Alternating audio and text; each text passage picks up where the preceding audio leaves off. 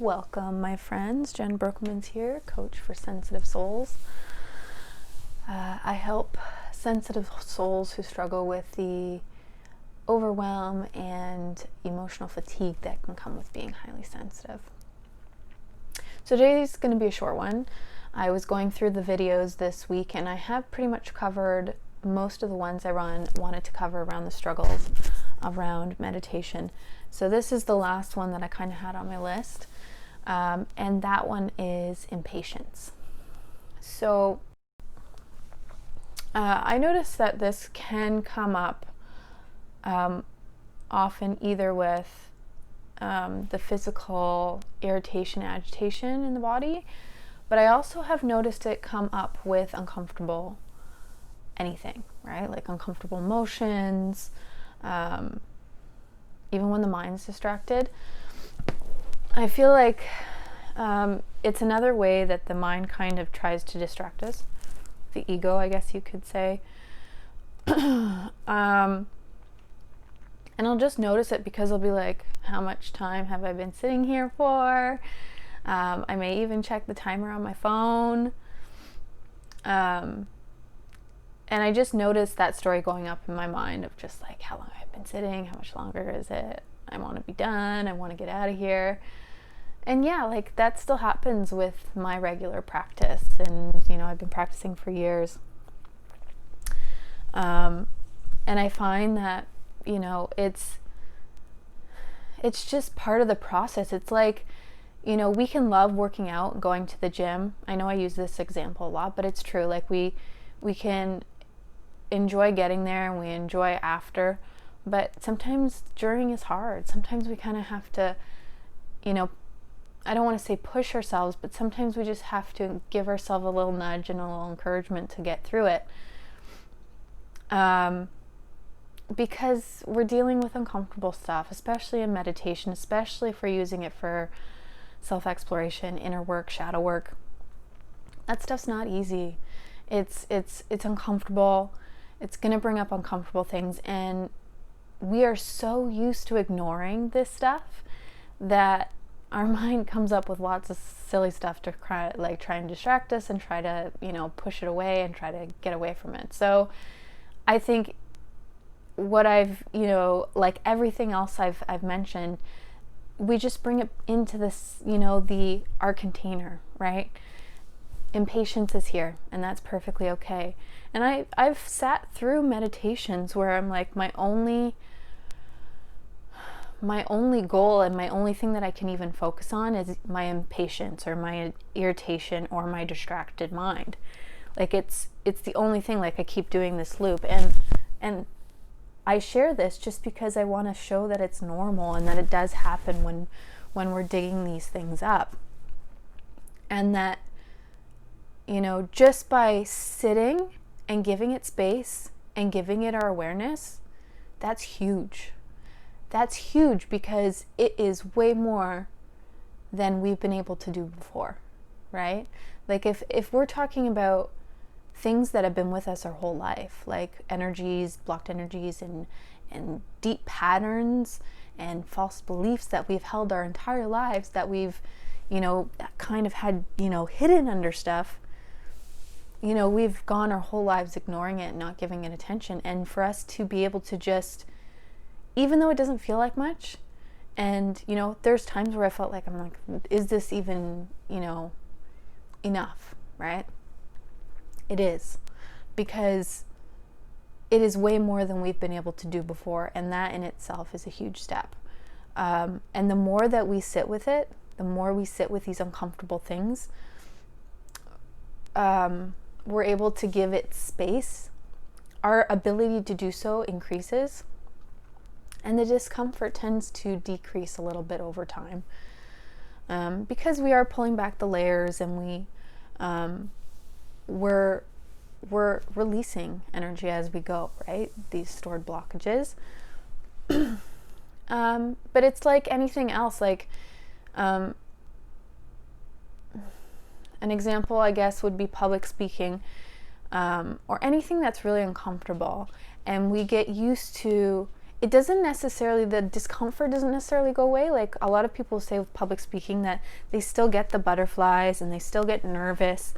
That part doesn't go away, but their ability to handle the discomfort and to be able to still move through that discomfort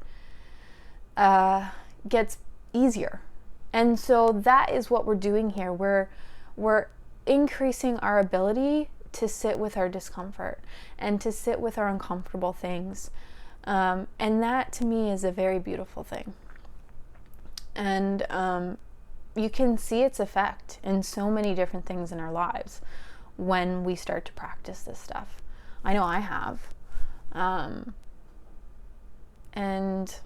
we move through things. Like I move through things a lot faster typically than I used to. So like different, like an example would be a shame spiral. If for anyone who's familiar, I know this is a term, I believe that was created by Brene Brown, my fellow Brene Brown lovers. You know, a shame spiral is when you get stuck in shame and you like just spiral down. The stories, the mind and everything, and you just spiral down, right?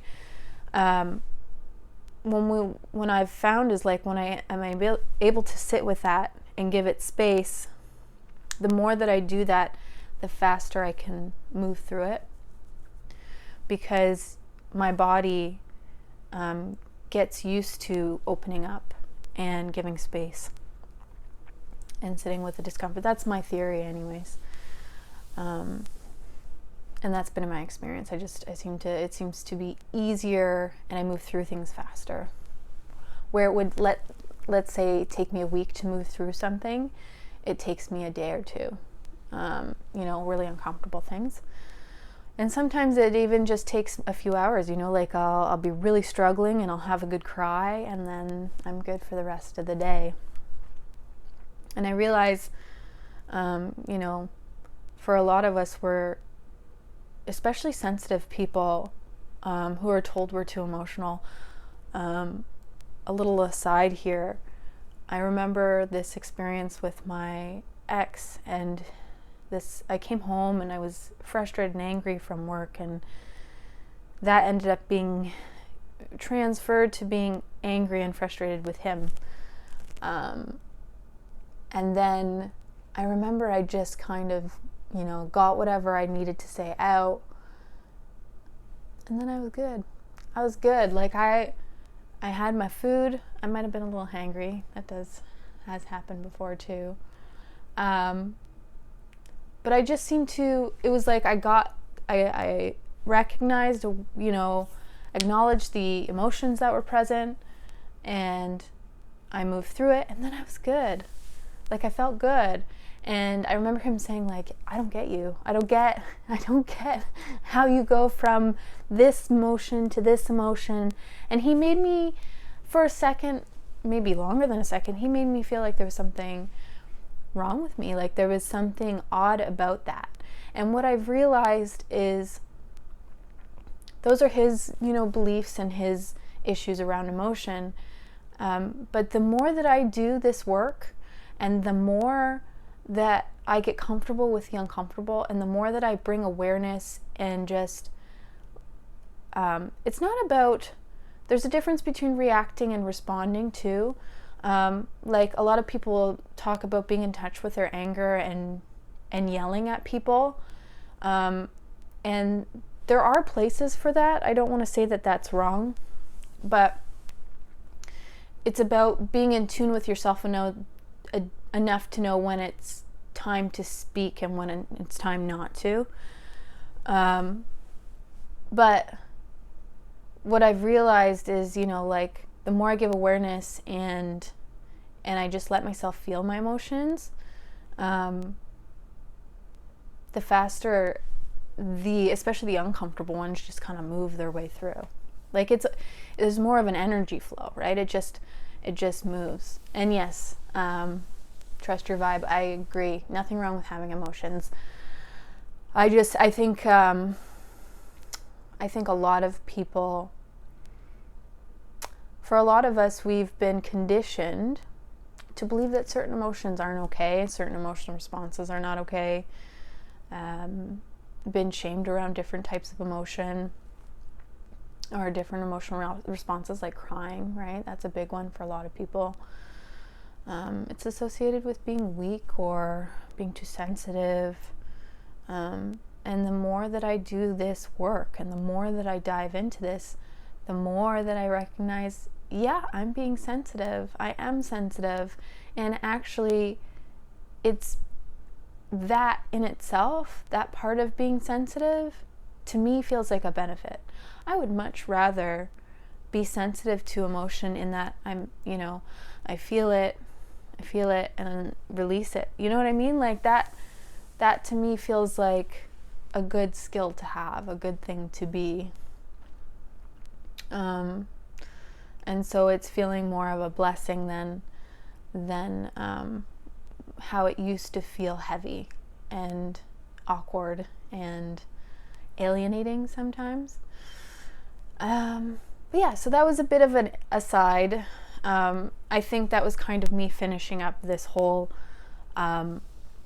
week's worth of challenges that come up with meditation, because they all do kind of connect, and I've tried to, in this different videos, try to bring in the different things so that if you listen to one, you're not missing anything. But each and every one of them have had some good things come out as I was talking. So yeah, so I hope that was helpful. I hope that was helpful. If you have any questions or comments, as always, hit me up. If you're watching the replay, comment that you're watching. You can say replay in the comments. I'd love to say thank you for watching. And yeah, so thank you. I'm so glad. Yay. Today was a day. It was an emotional day, so I'm committed to doing the video a day, and I'm glad I did. Because I feel like when I talk things out, it's like I go with whatever I feel inspired to talk about, and often it's almost like I work through things in the span of talking.